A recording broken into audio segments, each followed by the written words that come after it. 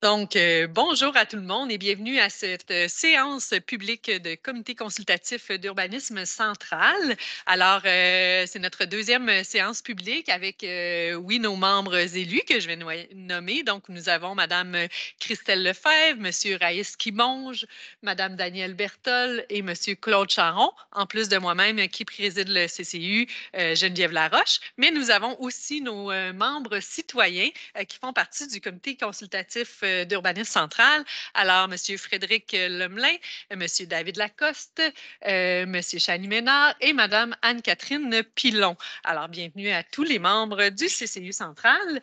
Et nous avons aussi avec nous aujourd'hui Mme Nancy Robichaud, qui est présidente de la commission de la culture, sport, loisirs et plein air, donc qui se joint à nous en tant que membre aussi du comité local de patrimoine qui va parce qu'on a un dossier qui est lié au patrimoine ce matin. Nous avons aussi dans nos fameuses équipes, nous avons Mme Émilie Audet, qui est directrice adjointe au service de la planification et de la gestion du territoire. Nous avons Maître Alexandre Roussel-Canuel, qui est j'ai oublié ton greffier adjoint à la ville de Sherbrooke et donc qui agit en tant que secrétaire du comité consultatif d'urbanisme.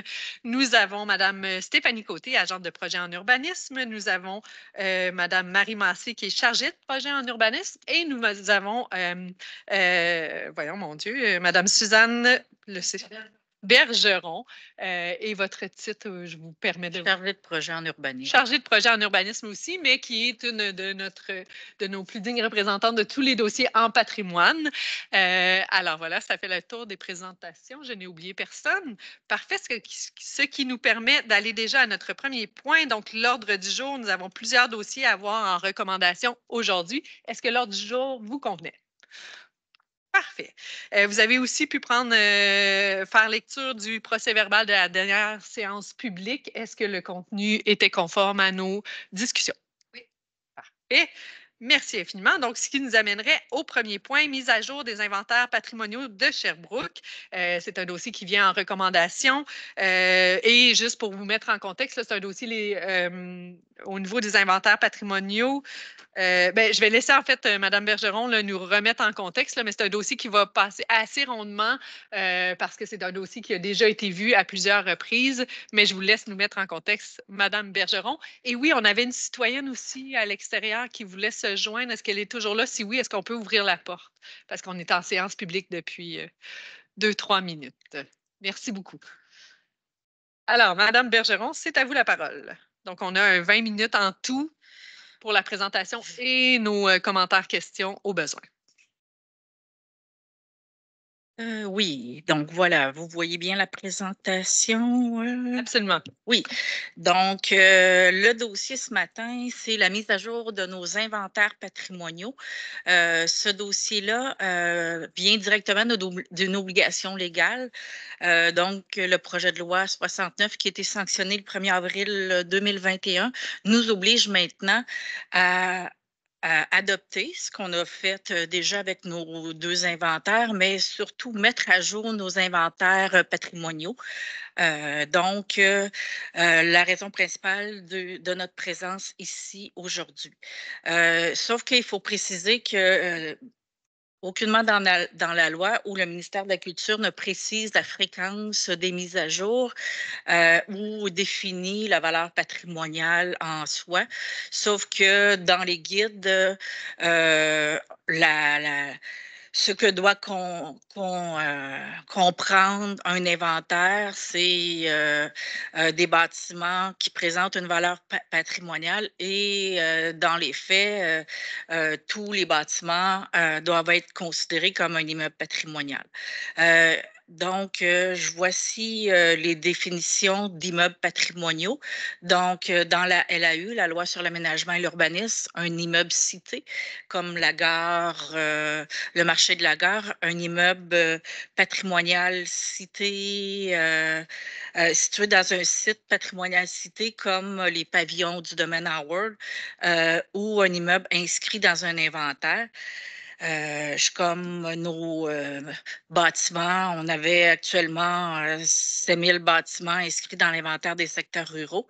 Et la loi précise un immeuble patrimonial, ben, c'est un immeuble qui présente un intérêt pour ses valeurs archéologiques, historiques, technologiques, blablabla. La définition complète de différents types de valeurs.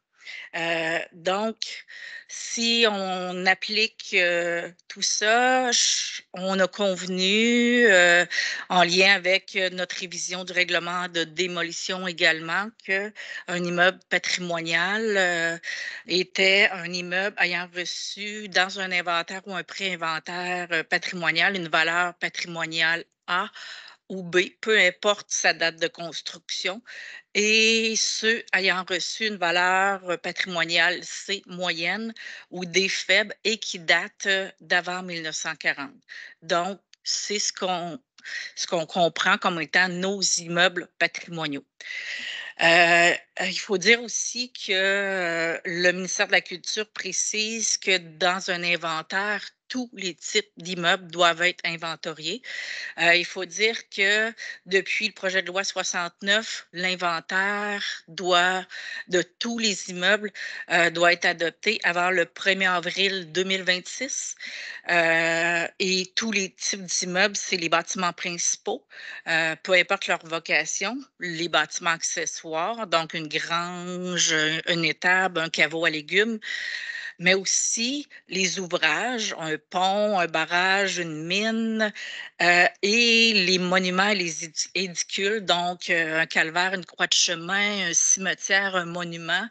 Donc, c'est très, très large et c'est une obligation légale d'avoir un inventaire adopté d'ici le 1er avril 2026.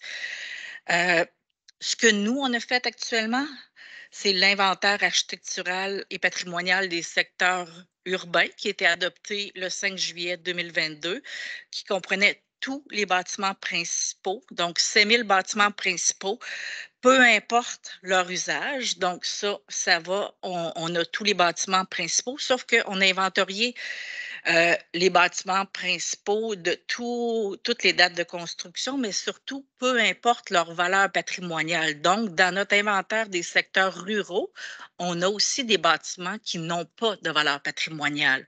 Et là, ben, vous comprendrez que la mise à jour est un élément qui va venir faire en sorte qu'il faut extraire les bâtiments non patrimoniaux de cet inventaire-là.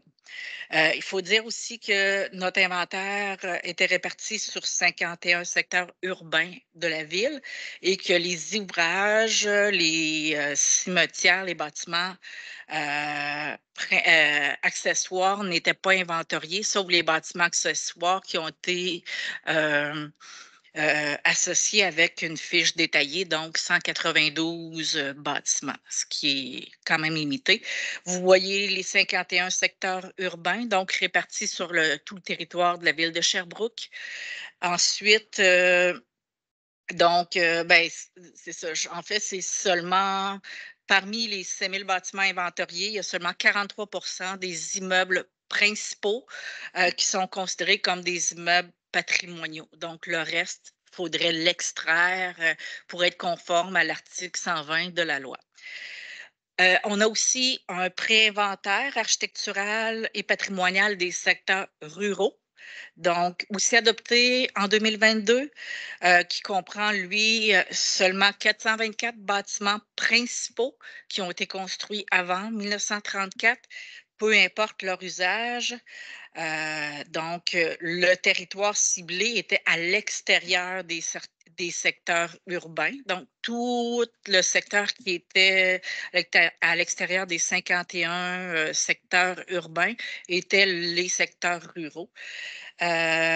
Sauf que la même chose pour ce pré-inventaire-là, les ouvrages, les cimetières, croix-chemins et surtout les bâtiments accessoires n'ont pas été inventoriés. Dans ce pré-inventaire-là, qui comprenait seulement une sélection de bâtiments principaux, il y a 82 de ces bâtiments principaux-là qui sont considérés comme des immeubles patrimoniaux. Ensuite, Donc, pour se conformer à la loi, notre mise à jour, on peut dire ponctuelle ou annuelle, là, c'est la première mise à jour qu'on présente depuis l'adoption, mais l'objectif est probablement pour les prochaines fois, c'est de faire une mise à jour annuelle. Donc, les motifs, d'abord, c'est la conformité à l'article 120 de la loi sur le patrimoine culturel, mais il y a aussi d'autres objectifs.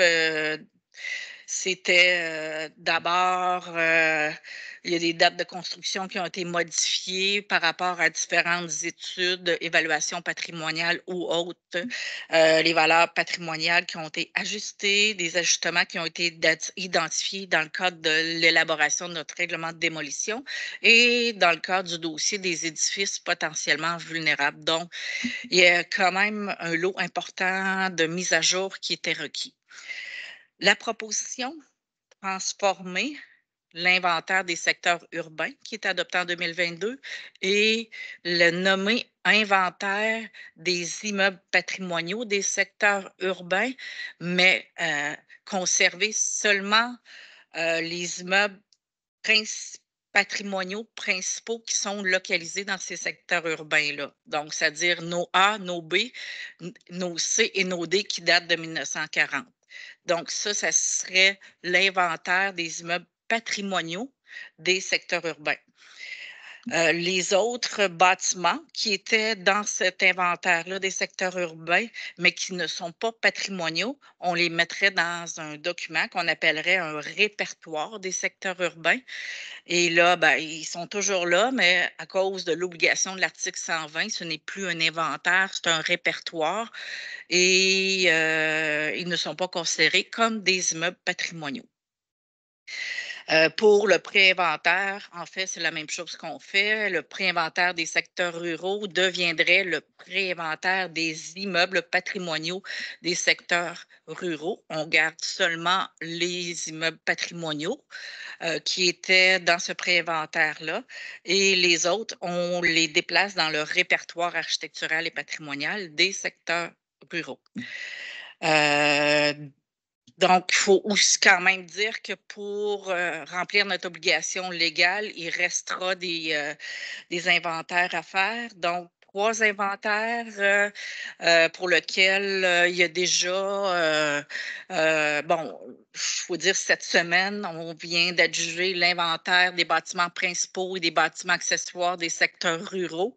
Donc, ça faisait 1 an et demi qu'on travaillait sur ce gros mandat-là. Donc, c'est un inventaire complet de tous les bâtiments principaux et accessoires qu'on vise répertorier à l'extérieur des 51 secteurs urbains. Donc, c'est dans nos secteurs ruraux et périurbains. Il devra avoir aussi un inventaire complet de tous les bâtiments accessoires qui seront considérés comme des immeubles patrimoniaux qui sont localisés dans les secteurs urbains et un inventaire complet de tous les immeubles qui sont considérés comme des ouvrages, des monuments ou des édicules et ça, sur tout le territoire de la ville parce qu'on n'a aucun inventaire à ce jour. Et juste pour vous dire, on a déjà le budget pour ces 3 inventaires-là. Donc, la recommandation, c'est ce que je vous ai proposé tantôt, là, de transformer l'inventaire des secteurs urbains en inventaire des immeubles patrimoniaux. Le répertoire pour retenir seulement les bâtiments principaux qui ne sont pas des immeubles patrimoniaux. Adopter le nouvel pré-inventaire des immeubles patrimoniaux et déposer le nouveau répertoire des secteurs ruraux. Donc, voilà. Merci beaucoup, Madame Bergeron. D'ailleurs, ben, comme vous l'avez dit, là, dans le fond, l'ancienne commission de la commission de l'aménagement du territoire qui avait ce mandat-là auparavant avait déjà adopté un inventaire, un pré-inventaire. On vient vraiment juste les subdiviser pour répondre aux demandes de la loi. Est-ce qu'il y avait des... Puis il reste des étapes, mais qui sont en cours aussi là, pour aller ajouter certains éléments à nos inventaires et répertoires. Donc, est-ce que j'avais des questions? Il y a Mme Lefebvre qui m'avait écrit est-ce qu'il y avait une question de précision? Puis ensuite, si vous pouvez lever la main, j'ai Mme Robichaud ensuite. Ben, oui, il y avait une petite question parce que et puis je suis pas sûre si j'interprète bien, donc je veux vraiment qu'on clarifie. Parce qu'il me semble que dans le document, à un endroit et un autre, ça dit deux choses différentes. Dans la situation des inventaires de Sherbrooke, là, ça dit les immeubles construits avant 1940 et ceux qui présentent une valeur patrimoniale. Est-ce que d'office, ceux avant 1940 sont dans l'inventaire, plus ceux qui sont après, mais qui ont Ben, une valeur architecturale ou peu importe, ou il faut vraiment qu'il y ait les deux éléments? tout dépendant de quel inventaire, Christelle, vous parlez. L'inventaire qu'on veut adopter aujourd'hui ou notre inventaire de 2022 qu'on Mais, appelait l'inventaire des secteurs urbains? mais là, je suis dans le SD, là, Oui. et au premier paragraphe de la mise en contexte, là, ça dit vraiment les immeubles construits avant 1940 qui sont situés sur son territoire et qui présentent une valeur patrimoniale. Puis en dessous, ça a l'air d'être 1940 et aussi les autres. Je veux juste comprendre, est-ce que ceux avant 1940 sont d'office dedans ou pas? Ou il faut qu'ils présentent d'autres Ben, caractéristiques? il faut dire que l'article 120 de la loi sur le patrimoine culturel, c'est la définition que vous avez lue, c'est la définition de l'article 120, mais le ministère de la Culture laisse la discrétion aux municipalités d'identifier quels sont ces bâtiments-là qui présentent une valeur patrimoniale. Donc, c'est pour ça que là, on vous a présenté la définition d'immeubles patrimoniaux en vertu de la loi sur l'aménagement, l'urbanisme, la définition d'immeubles patrimoniaux en vertu de la loi sur le patrimoine culturel et ce qu'on a convenu, SPGT avec le greffe et tout dans le cadre de nos discussions pour le règlement de démolition parce que la définition d'immeuble patrimonial est aussi au niveau du règlement de Règlement démolition de et du démolition. règlement sur l'occupation et l'entretien. Et donc là, c'est ce qu'on a convenu, c'est C'est que les C et D, si j'ai bien compris. les A et B, peu importe leur valeur patrimoniale, et les C et D qui datent d'avant 1940, Exact. c'est des immeubles patrimoniaux. Donc, si c'est un qui date d'avant 40 ou pas, ce n'est pas un immeuble OK, mais c'est patrimonial. ça que je voulais, c'est vraiment Exact. ça, C'est ça que je me moyen, demandais, C et là. D, là, c'est moyen et faible comme Exactement. valeur de avant Et donc, 1940. on peut les exclure, là. OK, Exactement. ben c'est vraiment ça. Puis j'étais contente d'apprendre le mot édicule que je ne connaissais pas. Merci pour le commentaire. Madame Robichaud. Oui, merci. J'ai aussi cherché, Christelle, fais-toi-en pas, qu'est-ce que ça voulait dire.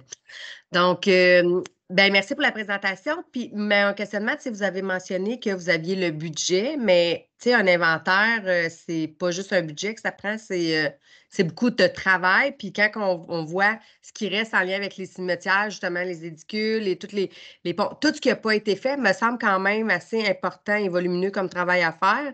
Est-ce que vous croyez que les services vont être capables de faire ça avant 2026 ou ce que le tout doit être adopté, dans le fond? Ben, en fait, l'inventaire des Restant? secteurs ruraux et périurbains qu'on va démarrer dans les prochains jours, prochaines semaines. C'est un budget dans le cadre de l'entente de développement culturel, donc un budget ministère de la Culture, Ville de Sherbrooke, en partage 50-50, et c'est un mandat externe qu'on a donné, OK. qui a été adjugé au comité exécutif. Vous l'avez probablement vu passer dans les derniers jours. Je crois que c'est au dernier comité exécutif. Et les deux autres inventaires, c'est aussi des mandats externes qu'on va OK. donner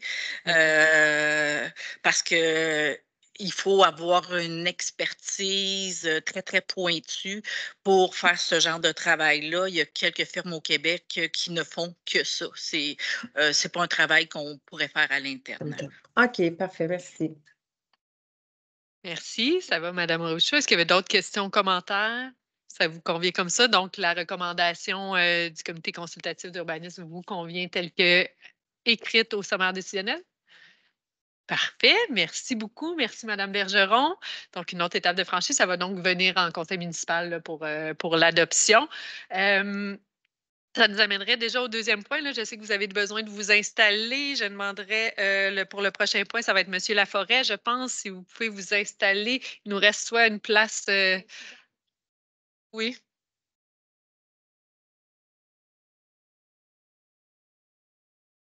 Non, si, on va essayer de. Parce qu'on a un petit 15 minutes de retard, fait qu'on va essayer de garder ceux qui sont déjà branchés, même Mme Brochu, si vous voulez vous installer dans une des places restantes pour être déjà prête quand on fera votre point.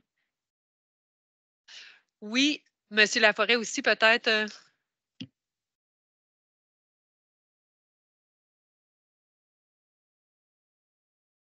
On essaiera de voir venir pour les prochains à identifier les personnes qui sont identifiées à l'heure du jour, de fournir le lien. Donc, notre prochain point, pendant que M. Laforêt s'installe, je ne sais pas si Mme Dauphiné est avec nous pour ce point-là. Elle avait l'invitation et le lien. Je ne la vois pas. Mais c'est un dossier qui s'appelle Demande d'amendement au règlement numéro 1200 de zonage et de lotissement de la ville de Sherbrooke, zone C1431, 13e avenue Nord. C'est l'habitation L'Équerre par Mme Denise Godbout, donc un OBNL d'habitation qui vient déposer un projet qui va nous être présenté par M. Charles Laforêt dans quelques instants. Le temps de me joindre, là. Tout à fait. Ouais.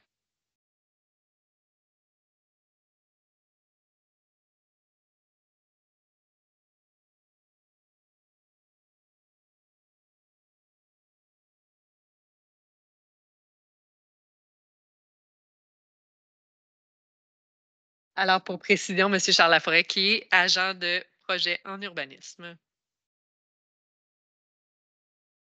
Je vais partager directement de Teams. Ouais. Exactement, dans la rencontre.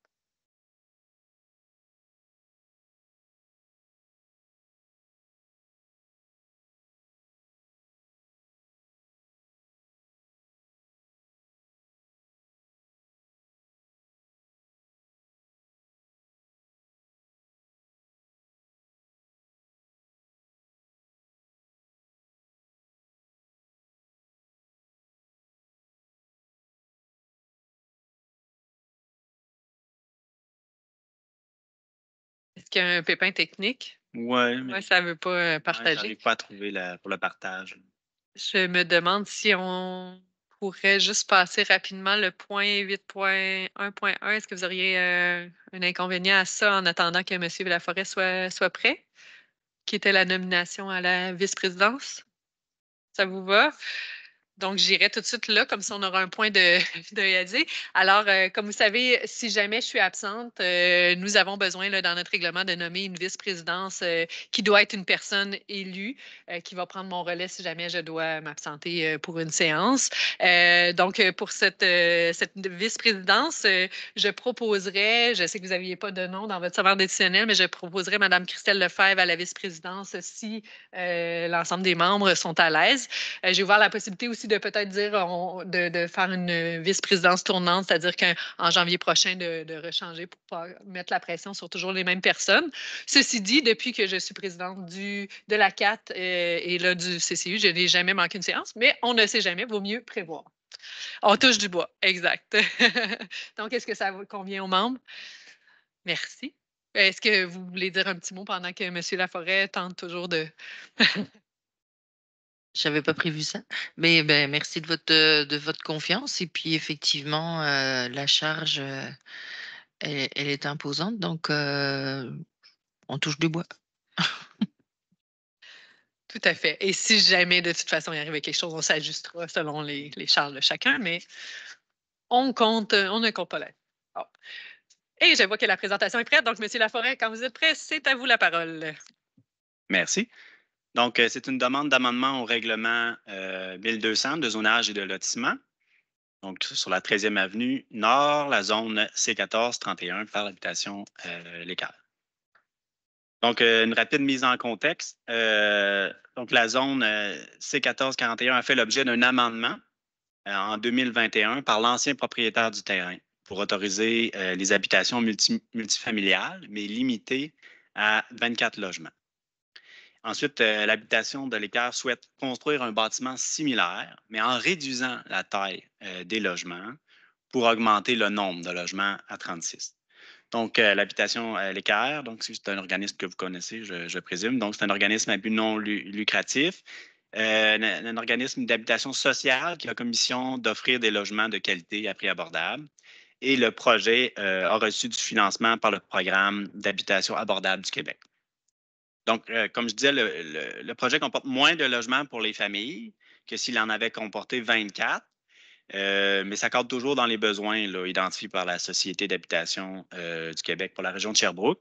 En fait, il va y avoir 33 logements avec une seule chambre. Donc, plus Ça se peut. Ah oui, oui. c'est bon. Je pensais que la présentation ne s'ajustait pas. Donc, plus précisément, la demande, augmenter de 24 à 36 le nombre maximum de logements autorisés, réduire le nombre minimal de cases de stationnement à une case par logement et réduire la largeur minimale des bandes végétales autour des aires de stationnement. Donc, c'est des modifications qui sont nécessaires pour autoriser le projet. Donc, le milieu d'insertion. Donc, on voit le terrain en rouge. Il est borné par les rues Terril et les 12e et 13e avenues. Donc, le terrain est anciennement occupé par une station-service. Donc, c'est un secteur où on retrouve déjà une bonne densité, là, notamment entre les 12e et 13e avenues. D'ailleurs, au nord, là, on voit sur le plan, là, il y a deux bâtiments de bonne dimension, là, dont un de 45 et l'autre de 52 logements. Puis encore un peu plus au nord, on retrouve une offre commerciale complète, là, entre autres le centre commercial Les Quatre Saisons. Et il existe une bonne desserte par autobus, parce que c'est un secteur là, qui se situe là, entre deux artères importantes et il y a la rue Terril aussi, là, où il y a des trajets d'autobus. On remarque également qu'il n'y a qu'une seule propriété dans la zone, donc c'est la zone C1431. Et il y a, comme je disais, là, juste le terrain visé par la demande. Donc, nous, on ne vient pas toucher à la zone, on vient seulement modifier les usages et certaines dispositions spécifiques. Donc, ce découpage-là était préexistant. Donc, une vue plus rapprochée du terrain en question, on voit la configuration particulière en L. Sur la prochaine image, on voit l'implantation préliminaire, là, ce qui est proposé pour reprendre ce découpage-là. Alors, il y a 24 cases de stationnement intérieur accessibles par la 12e avenue, donc à gauche sur le plan. Et il y aurait 14 cases de stationnement extérieur accessibles par la 13e avenue, ce qui fait un total de 38 cases de stationnement. En rouge, les flèches et les bandes végétales visées par les réductions. Donc, en ce moment, au règlement, ce qui est en vigueur, c'est 1,5 m entre le mur du bâtiment et le stationnement et 1,5 m entre la ligne latérale du terrain et le stationnement. La ligne latérale, dans ce cas-ci, c'est celle au nord. Donc, l'amendement prévoit de réduire cette bande végétale. Pourquoi, en fait? Parce que l'espace, comme on peut voir là, sur le plan préliminaire est plutôt limité. Là. Pour se conformer et de respecter le projet actuel, ce que l'architecte m'a dit, c'est qu'il faudrait qu'il coupe littéralement là, dans le mur du bâtiment au niveau de l'isolation parce qu'il ne manque que quelques centimètres là, finalement. Là. Donc, il ne manque pas grand-chose, mais il n'arrive pas à respecter le 1,5 m. Là. Il va y avoir, comme on peut voir sur le plan, la bande végétale va demeurer là, mais elle ne sera pas à 1,5 m. Puis, considérant que les cases de stationnement sont en majorité à l'intérieur, c'est un impact qui est plutôt limité. Là. Il y a quelques logements seulement qui vont être, disons, directement sur le stationnement. Là. Donc, une vue de la propriété à partir de la rue Terril avec la 13e avenue à droite. Ici, ce sont des plans préliminaires donc, du bâtiment projeté à partir de du même angle, là, de la même intersection.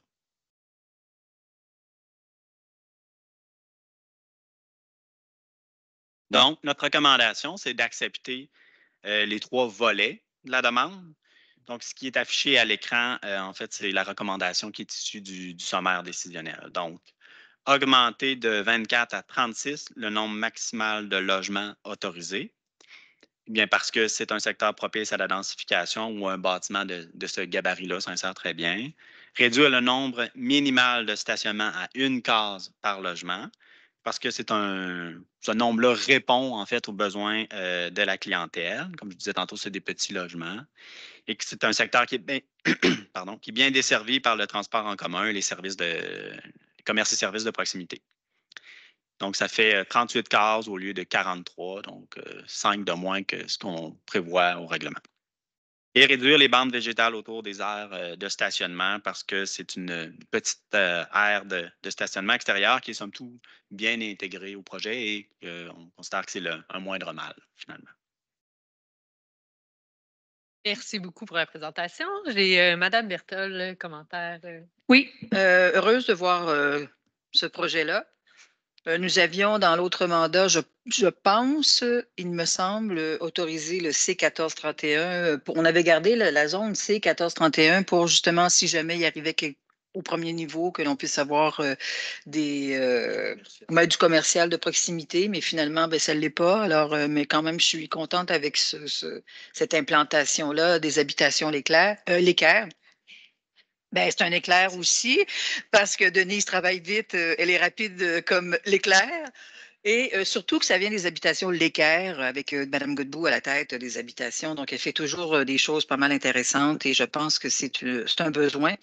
Et on se posait la question à savoir qu'est-ce qui reste à cet endroit-là pour faire en sorte qu'on se débarrasse de ce qu'il y avait, donc la station d'essence, et pouvoir justement loger des gens. Et on est en manque de logement, tout le monde le sait. Donc moi, j'ai aucun problème avec cette implantation-là, avec cette proposition-là. Je sais que ça va être quand même un bâtiment qui va être beau à l'extérieur et que ça va rendre service à tout le monde. Pour ce qui est des cases de stationnement, on le savait que c'était pour être difficile l'implantation du stationnement puis de respecter les différentes bandes végétales. Mais bon, entre perdre quelques centimètres de bande végétale et de voir l'implantation de ce bâtiment-là, moi, je pense qu'on peut faire la concession.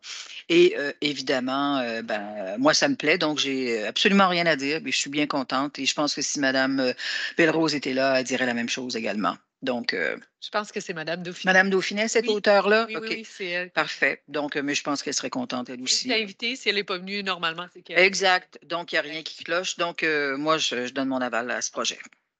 Merci. Puis je pense que c'est bon de aussi souligner le fait qu'il y a du stationnement intérieur. Donc, on est vraiment limité en termes de stationnement extérieur. C'est vraiment intéressant, même si on perd quelques centimètres de verdure. Donc, j'aurais Mme Lefebvre pour un commentaire.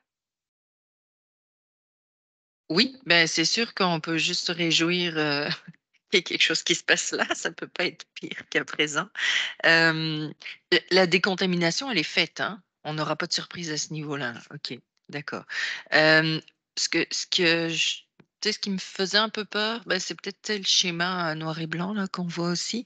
Ça a l'air d'un gros bloc.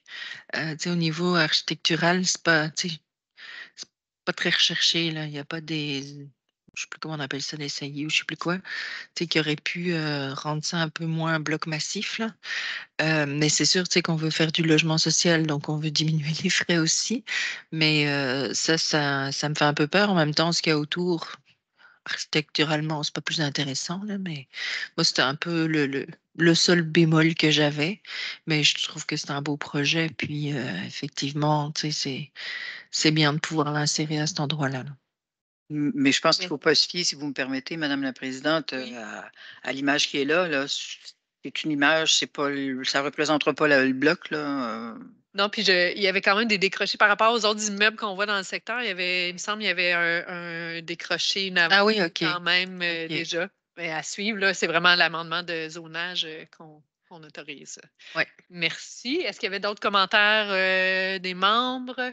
Parce qu'on est directement en recommandation. Donc, si je n'ai pas d'autres commentaires, ça veut dire que j'aurais l'unanimité pour le projet de l'équerre. Parfait, merci beaucoup. Oui, il y a beaucoup de gens qui applaudissent, qui sont contents. Oui, c'est un dossier plus facile, celui-là. On est vraiment content de pouvoir voir du logement naître là après la saga de beaucoup d'années suite à la station-service que ça a fut abandonné. Alors, on est content, on a hâte de voir ça lever. Merci beaucoup, M. Laforêt, aussi pour la présentation. Donc, ça va cheminer tel quel au conseil municipal. Donc, on a même réussi avec ce super dossier facile à reprendre notre petit retard. Donc, on serait rendu au point 7.2.2. C'est Mme Nathalie Brochu, aussi agente de projet en urbanisme, qui nous présenterait le point demande d'amendement au règlement numéro 1200 de zonage et de lotissement de la ville de Sherbrooke, zone H1813 et C1947, rue King-S, Monsieur Samuel Plourde. C'est encore une fois un dossier qui viendrait en recommandation. Oui, effectivement. Donc, je vous présente en fait l'objet de la demande et en fait, M. Plourde a déposé une demande d'autorisation concernant la construction d'une habitation multifamiliale de 96. Oh, je parle pas assez fort. Ah. Comme ça? Oui. OK, donc de la construction d'une habitation multifamiliale de 96 logements en bordure de la rue King-Est. Je vous localise le lot en question. Donc, on est en bordure ici, comme vous voyez, en jaune, c'est le lot en totalité. Et on est entre Jeté et la rue Allard, donc en bordure de la rue King-Est. C'est une propriété qui est vacante présentement et elle comporte une superficie de 33 604 mètres carrés. Donc, c'est une assez grande propriété. Et ceux qui sont un peu plus familiers avec le secteur, on est ici un peu plus sur un plateau et on a en fait une topographie qui s'en va vers l'arrière en descendant. Donc, voilà, c'est la propriété en question. Sur cette propriété, bien entendu, elle est touchée par deux zones. Donc, la zone C 1947 qui est en fait du côté, en fait, en frontage là, devant sur la rue King-Est et dans lequel on autorise bon, du commerce, des services professionnels. Pardon, des services professionnels et de l'habitation de multifamiliales de 9 à 18 logements. Donc, on est limité à 18 logements présentement dans cette zone-là. Et à l'arrière, dans la zone d'habitation, on autorise uniquement l'usage unifamilial isolé. Je vous montre quelques petites photos. Donc, la vue de la propriété là, en bordure de la rue King-Est, on voit que ça a déjà été occupé par un bâtiment qui est maintenant depuis très, très longtemps. En face, on a des habitations multifamiliales de 12 logements qui sont situés là, devant la propriété. On a 3 bâtiments de 12 logements qui sont en... Le troisième est en construction présentement. Et ces bâtiments-là occupent l'ancien commerce là, de paysage, en fait, c'est Botanix. C'est ça, Gagnon. C'était Botanix, c'est ça? C'est l'autre qui est devenu, qui a repris Botanix, c'est ça? OK. Et quand on regarde vers l'est, là, donc vous voyez là, du côté gauche là, la propriété là, qui serait, en fait, là, c'est boisé présentement. Et de l'autre côté, on voit un petit peu, là, comme je vous dis, les habitations. Je vais revenir un petit peu en arrière par rapport à ce projet-là parce qu'il y a un historique. C'est qu'en août 2022, le requérant avait déposé une première demande en fait, pour occuper la totalité du lot en question et il proposait un projet résidentiel intégré qui comportait 6 bâtiments de 18 logements chacun. Donc, ça nous mettait à 108 logements dans ce secteur-là, donc en passant avec des cases de stationnement qui occupaient quand même une très, très grande superficie. Mais ce qui est arrivé entre-temps, on le sait très bien, c'est le secteur, comme je vous le montre un petit peu plus bas, là, tout ce qui est en vert, c'est la partie arrière là, qui touche beaucoup la partie de la zone H18. 18-13, qui a été identifié comme un milieu boisé d'intérêt au règlement de contrôle intérimaire là, que vous avez adopté le 6 juin 2023. Ce qui a fait en sorte que monsieur a dû réviser son projet et il nous a déposé en septembre dernier donc un nouveau projet de celui de 96 logements là, que je suis en train de vous présenter présentement. Le projet en question, comme je vous dis, c'est à titre indicatif, mais c'est un bâtiment en forme de L, comme on peut le voir ici dans le jaune pâle, qui comporte 96 logements avec des stationnements intérieurs. Donc, le nombre est de 94 stationnements intérieurs et de 22 cases extérieures. Donc, le bâtiment L comporterait en fait dans la partie avant un 3 étages et la partie arrière un 4 étages. Ce qui est intéressant dans ce projet-là, c'est bien entendu, on vient respecter donc tout le milieu boisé à l'arrière, ce qui nous donne quand même une aire d'agrément de 78 et un espace libre collectif de 87 là, comparativement, et avec une occupation uniquement de 9 au niveau du sol là, du bâtiment.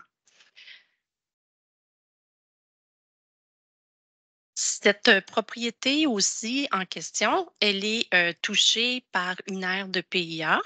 Donc, je vous présente très, très rapidement là, ce qui est à l'intérieur du pointillé. Ici, on est dans l'aire de PIA. Donc, le projet en question se situerait ici et une petite pointe, là, bien entendu, qui va déborder. Mais ça, si vous avez pris connaissance du sommaire décisionnel, ça respecte présentement ce qui est applicable au RCI et ça va, en fait, ça va probablement, si le RCI, la modification entre en vigueur, va pouvoir, bien entendu, le favoriser avec une extension là, jusqu'à 100 mètres là, à partir de la rue King, qui va pouvoir. Donc, il n'y a aucun embûche de ce côté-là au niveau de son bâtiment. Donc, au niveau de la recommandation, on va toucher en fait 2 modifications. Donc, la modification au règlement 1200 en fait pour agrandir la zone C80, C1947 à même la zone H18-13 pour qu'on puisse autoriser entièrement la totalité du bâtiment à l'intérieur de la même zone. Et on va autoriser l'usage, bien entendu, H10, qui est de l'habitation multifamiliale et qui sera limité à 96 logements dans la zone 1947. Bien entendu, on pourra aussi éventuellement modifier le 1205 sur les PIA pour venir à côté la nouvelle l'aire de PIA, en fait, avec la nouvelle zone découpée. Voilà, c'est ce que j'ai à vous dire sur ce projet. Merci beaucoup. Commentaire? J'avais levé ma main. Une chance que je... Ah, elle est baissée. Donc, excusez, je m'excuse. J'ai pensé quand même. Ben oui, vous avez bien fait. J'ai bien fait de me lever ce matin. Écoutez, c'est un autre beau projet qui s'amène sur King Est, où il y a eu durant longtemps de vastes champs et à peu près rien. On a beau dire que la modification de la rue King West, la rue King Est, l'amélioration que l'on y a fait avec l'artère principale, que ça faisait drôle, mais je pense qu'avec toutes les nouvelles résidences qui vont border cette artère principale-là, avec ce réaménagement-là, ben, ça va faire en sorte qu'on avait raison d'agir de cette façon-là. Alors, c'est un autre projet intéressant. C'est un autre projet qui fera en sorte que nous aurons de la densification. Moi, je suis en accord avec les 2 demandes, les 3 demandes, donc d'agrandir la zone C1947, d'autoriser la classe habitation familiale pour plus de 18 logements et le dernier pour le PIA. Donc, on aura, si je ne m'abuse, parce que là, on a comme changé le cheminement des dossiers, là, mais est-ce qu'on aura un petit regard sur le PIA versus Ça va normalement. Ça va revenir Oui, ici, oui, parfait. ça va revenir ici pour que les dossiers soient vus dans l'ensemble par les mêmes personnes. Parfait. Qu'il y ait des- Alors, on pourra plus regarder l'implantation du bâtiment, tout au moins ce à quoi le PIA nous donne un petit peu de prise. Mais je suis contente. Il y aura juste à voir versus ces demandes aujourd'hui-là. Il faudra juste être très vigilant versus Inoplex, la compagnie qui fait la construction de cet immeuble-là. Quelquefois, il exagère, donc on aura à le contrôler un petit peu, là. Alors, mais moi, j'en suis réjouie. Je me réjouis de voir encore une autre construction et je sais qu'il y en a d'autres qui s'en viennent. Alors, bravo. Merci, Monsieur Charon. Ah ben, je voulais juste saluer le travail que nos services font parce que le dossier est super bien présenté. Tu vois qu'il a été travaillé pour amener, amener le constructeur à une certaine forme acceptable. Donc, je voulais juste saluer cet effort. Merci. Moi aussi, je vais dans ce sens-là. Là. Je trouve que c'est vraiment intéressant ce qui a été proposé. Déjà, de jouer avec le 3 étages versus 4 étages à l'arrière, comme pour être moins imposant avec ce qu'il y a en face dans la rue. Le côté compact, la présence de presque exclusivement du stationnement intérieur, c'est majeur. Permettre aussi, dans le fond, avoir une densité qui est presque la même qu'on aurait eu si on avait toute la zone, mais on a un grand milieu naturel qui va être préservé derrière, qui permet une qualité de vie aux gens aussi qui vont être là. Fait que pour moi, c'est quand même un beau projet à surveiller pour la suite. On va le revoir pour le PIA, là, mais je trouve ça très pertinent à cet endroit-là aussi. Je ne sais pas s'il y avait d'autres membres qui. Mais je vois tout le monde hocher de la tête. J'ai l'impression que. Oui. Ah oui, j'ai. Moi, c'est Madame vraiment, c'est un mini détail, mais juste par rapport à l'orientation, j'imagine que ben, ce qui est plus haut, finalement, serait favorable pour que ce qui est. Comment dire ça? Pour pas que le plus haut cache le soleil au plus bas, là. L'ensoleillement ou la clarté. Oui, tout à fait, de la façon que c'est configuré, effectivement. Mais en fait, ce qui est intéressant dans ce projet, c'est que ce qui est en frontage, parce que dans la zone, j'ai peut-être oublié de le préciser, on autorise du 3 étages. Donc, lui, étant donné que son projet présentait, ben, pour essayer de rattraper un peu le projet dans un premier temps, le premier projet qu'il avait déposé, ben, on a trouvé cette option-là d'y aller de façon de graduelle. Donc, ça permet de conserver quand on est sur la rue, tu sais, effectivement, de voir un 3 étages et un peu plus loin, en retrait, le 4e étage. Mais ceci dit, la façon, là, on n'a pas vu encore d'élévation, mais j'imagine qu'ils vont prendre une attention particulière au fait, là, pour le soleil et les orientations. Merci. Puis c'est sûr qu'au moment où on va le revoir pour le PIA, on aura normalement ces élévations-là aussi. Voilà. Donc, je comprends bien, c'est encore une fois unanime. Oui, je voulais juste apporter peut-être une précision. Je vois Mme Marie qui me fait des petits yeux, là, mais Ah, non, non, peut-être en lien avec Inoplex. Oui, Peut-être que, c'est ouais, je ne suis pas certaine, moi non plus. Lui, c'est la bâtisse plus haut, le terrain Samuel plus haut. Plourde, c'est le groupe Cleary. Oui, c'est ça. Fait que Alors, c'est pour ça que j'étais curieuse. J'ai dit, coudonc, non, non, c'est j'ai Tania lu qui dans met vos la main yeux. là-dessus, là, mais Que voulez-vous quand il y a trop d'implantation? On est mêlés en même temps. Alors, merci, Mme Marie. Merci, Mme la Présidente. Merci.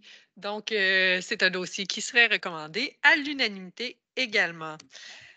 Et là, on a plus que rattrapé notre temps. On a même pris de l'avance. Ce qui nous amènerait au point de la demande d'amendement au règlement 1200 de zonage et de lotissement. Ce ne sera pas toujours aussi simple, je pense, mais ça nous amènerait au dernier dossier. Donc, pour vous mettre en contexte, c'est sur la modification des normes relatives à la location de chambres à titre d'usage complémentaire. Pendant que Mme Côté se prépare, qui va nous présenter le dossier, juste rappeler, puis on a fait un topo aux membres du comité consultatif d'urbanisme central lors de la dernière séance en atelier de travail.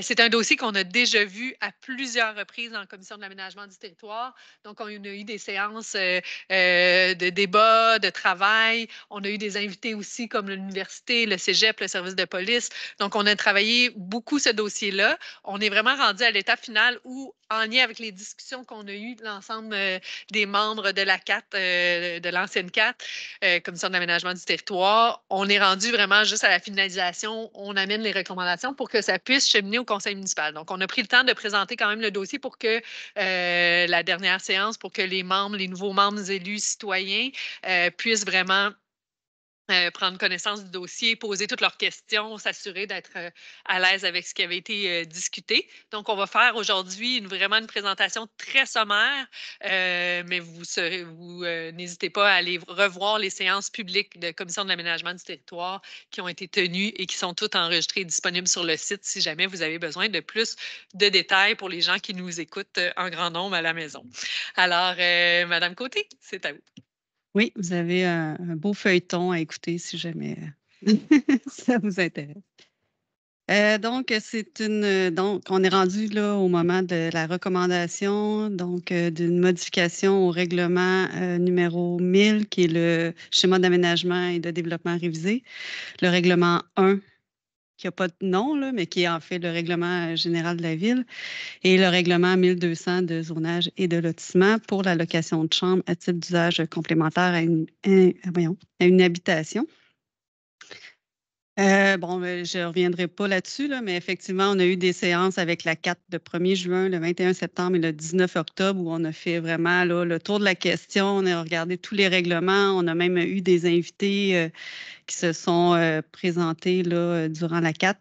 Donc, je pense qu'on avait quand même eu beaucoup d'informations là, à ce moment-là. Donc, j'ai un petit peu de difficulté avec mes... ma présentation. Diapositive. Oui, mes diapositives. Donc, on est quand même venu présenter le dossier en orientation le 22 février dernier, justement, au CCU central. Puis, il avait été convenu par les membres de regrouper l'ensemble des normes relatives à la location de chambres dans le règlement numéro 1200 de zonage et de lotissement, d'augmenter à 4 le nombre maximal de chambres en location, de spécifier que la location de chambre doit se faire dans la résidence principale du locataire. Aussi, on avait convenu d'abroger les normes particulières applicables à certains secteurs et d'augmenter substantiellement le coût du certificat d'autorisation de changement d'usage requis pour louer des chambres à titre d'usage complémentaire à une habitation. Donc, ce qu'on vous propose, en fait, pour les modifications réglementaires, c'est d'abroger l'article relatif à la location de chambre présent dans le règlement numéro 1000 adoptant le schéma d'aménagement et de développement révisé, qui était l'article 7.14 qui faisait mention qu'il fallait avoir un maximum de 2 chambres à location et que ça devait passer par un permis, là, en fait. Là. Donc, on enlève cet élément-là du schéma qui était beaucoup trop précis, en fait, pour un document d'orientation. Ensuite, on abroge aussi les articles relatifs à la location de chambre et à la location de résidence dans le règlement numéro 1. Ça aussi, en fait, c'est qu'il y avait on était à 2 niveaux. Là. Il y avait l'ancien secteur de Sherbrooke et les autres secteurs suite à la fusion municipale. Donc, on va tout regrouper dans le 1200. Donc, ce n'est plus nécessaire d'avoir des normes particulières dans le règlement numéro 1. Puis, on avait aussi convenu que les normes pour la location de résidence, c'était aussi c'est pertinent là, de les enlever par la même occasion. Il a été convenu aussi d'adapter les normes relatives à la location de chambre indiquées dans le règlement numéro 1200 de zonage et de lotissement conformément aux orientations du CCU central. Puis ça, je vais vous présenter dans le fond la version finale du texte du règlement. Vous allez voir qu'il y a eu beaucoup d'élagage, donc ça va être beaucoup plus simple là, à appliquer. Puis, on vous propose d'augmenter à 100 $ la tarification relative au certificat d'autorisation de changement d'usage exigé au règlement numéro 1202 sur les permis et certificats. Puis, dans ce cas-là, ça va s'appliquer en fait à tous les permis, tous les certificats d'autorisation. Donc, quand il y a un changement d'usage pour un commerce, par exemple, bien là, on passe de 25 $ à 100 $. Mais c'est demandé une seule fois, là, ce certificat-là. Donc, c'est bon. C'est pas renouvelable à chaque année. Là. Donc, on fait une hausse, mais je pense que c'est une hausse raisonnable quand même. Donc, les modifications proposées, donc, comme je disais, c'est d'abroger l'article 7.14 du schéma. Ensuite, au règlement 1, on abroge la section 4 qui est relative à la location de chambre au chapitre 9 sur les activités lucratives du titre 7 dispositions financières. Et on fait la même chose avec la section 4.1. Ensuite, au règlement numéro 1200 de zonage et de lotissement, on exige que la location de chambre soit réalisée à l'intérieur de la résidence principale du requérant. On autorise la location de chambre à l'intérieur des habitations unifamiliales jumelées, bifamiliales isolées et trifamiliales isolées, en plus de l'unifamilial isolé, évidemment, sur l'ensemble du territoire de la ville de Sherbrooke. En fait, ces types de résidences-là étaient limités à certains secteurs de Sherbrooke, là, qui étaient comme le Vieux-Nord, en fait. Là. Donc là, on l'étend sur l'ensemble du territoire. Et on augmente le nombre maximal de chambres à louer à 4. On abroge aussi le nombre minimal de cases de stationnement exigées pour la location de chambre. On exigeait pas une chambre, mais une case de stationnement pour 2 chambres. Donc là, on abroge ce minimum. Puis, on abroge aussi l'article 17.1.2 qui sont les dispositions spécifiques à la location de chambre ainsi que les dispositions spécifiques à la location de chambre exigées pour certaines zones au chapitre 17. Donc, dans ces éléments-là, on venait spécifier soit qu'on pouvait le faire dans du bifamilial, trifamilial, etc., ou il y avait des normes par rapport au stationnement qu'on avait regardé, là, puis finalement, bon, on pouvait stationner de telle façon, pas telle distance. Il y avait toutes sortes de normes. Et ce qu'on se rend compte finalement, c'est que les normes actuelles du règlement de zonage peuvent s'appliquer là, pour la location de chambre. Donc, on enlève aussi ces dispositions-là. Juste pour préciser, on a des normes, c'est ça? Oui, on a des normes. On a des normes, fait qu'on n'est pas en train de dire qu'on abroge les normes et qu'on peut stationner n'importe quand. C'était un grand souci de certains élus. C'est qu'on avait des normes particulières pour les zones qui étaient près de l'Université de Sherbrooke pour le stationnement sur le terrain, là, pas dans la rue, mais sur le terrain. Mais c'était, premièrement, très difficile à lire et très compliqué à appliquer aussi. Donc, on considère finalement que les normes actuelles relatives au stationnement qui sont déjà dans le règlement 1200 vont continuer de s'appliquer puis vont être pertinentes là, pour la location de chambre. Puis, l'autre proposition, ben, c'est ça, c'est d'augmenter de 25 à 100 le tarif relatif à l'émission d'un certificat d'autorisation de changement d'usage ou de destination partielle ou totale d'un immeuble. Je voulais vous présenter quand même le texte final pour le règlement numéro 1200, parce que c'est vraiment là, finalement, qu'on va retrouver l'ensemble des normes. Donc, on va modifier légèrement la définition pour la location de chambre. On dit l'expression location de chambre désigne une chambre offerte en location à une ou plusieurs personnes au sein de sa résidence principale. C'est ça, le terme, on ne l'avait pas, c'était au sein de son propre logement. Donc là, on met sa résidence principale, puis là, on vient aussi s'ajuster avec les logements additionnels. Donc là, on va avoir quelque chose qui va se tenir. Puis la location doit être offerte pour une période de plus de 31 jours. C'était déjà le cas dans la définition, on le maintient. Pour la résidence principale, mais en fait, ça, c'est une définition qui est déjà ajoutée par les logements additionnels, mais je peux vous la lire quand même. Là, j'ai encore une fois une petite problématique avec mes diapos que je ne vois pas. Voulez-vous que je peux la lire? Non, mais je peux la... J'arrive. OK. L'expression résidence principale signifie la résidence où une personne physique demeure de façon habituelle en y centralisant ses activités familiales et sociales et dont l'adresse correspond à celle qu'elle indique à la plupart des ministères et organismes du gouvernement. Donc, ça, c'est la définition qui va être au règlement. Ensuite, dans la section sur la location de chambre, l'article 5.3.4, ce qu'on va venir dire, c'est qu'on va permettre la location de chambre à titre d'usage complémentaire à une habitation unifamiliale isolée, habitation unifamiliale jumelée, à une habitation bifamiliale isolée et trifamiliale isolée, avec les conditions suivantes. C'est que l'exercice de cet usage doit se faire au sein de sa résidence principale. Un maximum de 4 chambres peut être loué. Ensuite, il ne doit pas nécessiter de modification apparente quant à la forme extérieure et l'architecture résidentielle du bâtiment. Puis, finalement, la location de chambre ne peut être jumelée à un gîte touristique, à une résidence de tourisme, à un service professionnel, personnel ou spécialisé, à une activité artisanale, à un logement complémentaire, à un logement additionnel intégré ou à un logement additionnel détaché. Mais ce bout-là, Je sais que ça chicote certains élus. C'est ça, de tout, là. Donc, c'est sûr que ça, c'est un point qu'on voulait revoir puis qu'on veut revoir depuis quelque temps aussi là, par rapport aux usages complémentaires à l'habitation. Qu'est-ce qui peut être jumelé à quoi? Puis dans quelles conditions finalement. Fait que ça, on sait que ça va être à revoir. Là, j'ai repris aussi ce qu'on met habituellement là, pour des usages semblables. Mais on s'entend qu'il y a un travail qui doit se faire à ce niveau-là. Je pense qu'il y a il y aurait la volonté de plusieurs membres de dire, ben, pourquoi ça ne serait pas permis avec un logement complémentaire, un logement additionnel intégré, mais ça sera fait dans un deuxième temps à ce moment-là. Je comprends.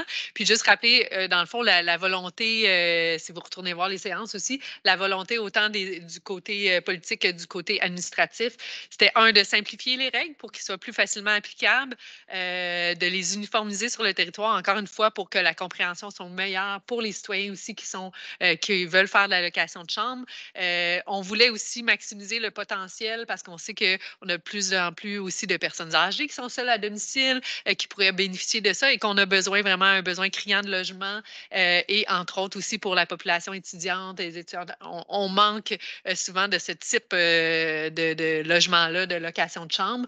Donc, c'est un peu la volonté à la fois d'uniformiser, de simplifier au niveau administratif et d'offrir davantage de logements, de possibilités de location de chambre en période de crise du logement. Ça ne fait pas l'unanimité, je pense, au niveau politique. Il y a des gens qui, notamment dans les secteurs déjà où il y a beaucoup de location de chambre, je tiens à le mentionner quand même, mais on trouvait que en général, ça pouvait nous permettre quand même de maintenir un certain contrôle.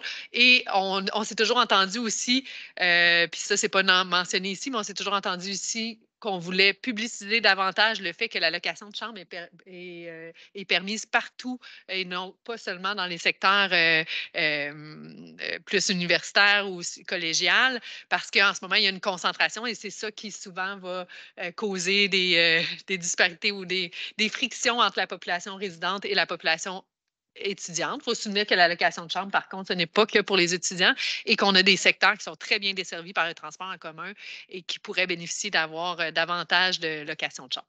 Fait que je fais juste un petit résumé. Est-ce qu'il y avait des commentaires des membres? Oui, Mme Côté. J'ai juste terminé en vous disant. Ben, c'était juste de rappeler là, qu'on enlève l'exigence minimale pour les cases de stationnement. Puis bon, c'est ça, c'est tout. Là, j'ai fini. Merci, désolée là, de vous avoir. J'ai coupé. Monsieur Charon, allez-y. C'est juste pour ajouter vos commentaires, c'est que je regarde, on demandait beaucoup d'efforts pour protéger nos citoyens pour la nuisance, puis la salubrité ou quoi que ce soit. Mais ça, il y a déjà des règlements en place pour ça. Donc, il faut que les citoyens apprennent à les utiliser. Puis, par contre, l'effort qu'on a fait, c'est celui de la résidence principale. Donc, on avait des problèmes. Si M. Geng était ici, il dirait, c'est que quand il y a des locations qui se font, puis qu'il n'y a pas la personne propriétaire n'est pas sur place, c'est là qu'on a le plus de problèmes. Donc... Et je vais faire juste une petite nuance, c'est que ce n'est pas nécessairement le propriétaire qui est sur place. Ça doit être quand même une personne qui habite là comme étant sa résidence principale. Mais ce que je veux dire, c'est qu'on a fait ce qu'on pouvait au point de vue réglementaire ici pour cet aspect-là. Vous avez raison, on est allé le plus loin légalement qu'on pouvait aller pour permettre que ça soit une personne vraiment qui habite sur place, qui puisse gérer un petit peu ça, parce qu'on sait que quand c'est un propriétaire à l'extérieur, il y a beaucoup moins de, pas juste un propriétaire, mais même qu'il n'y a pas personne qui habite là de manière que c'est sa résidence principale. C'est plus, on peut avoir des écarts un petit peu plus grands au niveau des comportements des résidents. Est-ce qu'il y avait d'autres commentaires? Ah oui, voyons. Mais je ne vois pas sur le... OK. Parfait. Donc, si je comprends bien, encore une fois, je n'ai pas de commentaire qui me laisse présager qu'il y aurait une dissidence. Tout le monde était... Donc, ça serait une recommandation qui serait acceptée à l'unanimité, encore une fois. Donc, un dossier qui va cheminer aussi au conseil municipal et qui va suivre toutes les étapes là, pour un changement comme ça à la réglementation. Donc, c'est ce qui met très fin parce que, bon, M. Charon, je l'ai écrit, mais on a passé tantôt pendant que vous étiez à l'extérieur parce qu'on avait un souci. On pensait qu'on n'arriverait pas à rattraper notre temps. On a déjà passé notre point 8.1.1. Donc, on a accepté la proposition de Mme Lefebvre pour la vice-présidence en mentionnant que normalement, probablement qu'il y aura une vice-présidence tournante à partir de janvier prochain. Comme ça permet de répartir les charges. Donc, ça mettrait fin, s'il n'y a pas d'autres commentaires, questions, ça mettrait fin à notre séance du comité consultatif d'urbanisme, notre deuxième en public. Donc, merci beaucoup à tous et toutes. C'est vraiment apprécié. Et puis, à bientôt au mois d'avril. Est-ce que j'ai la date en tête? Le 25 avril prochain pour la prochaine séance qui devrait normalement être une séance exclusivement en public. Donc, les gens seront invités dès 9 h s'ils veulent être sur place ou la séance sera enregistrée. Alors, merci beaucoup.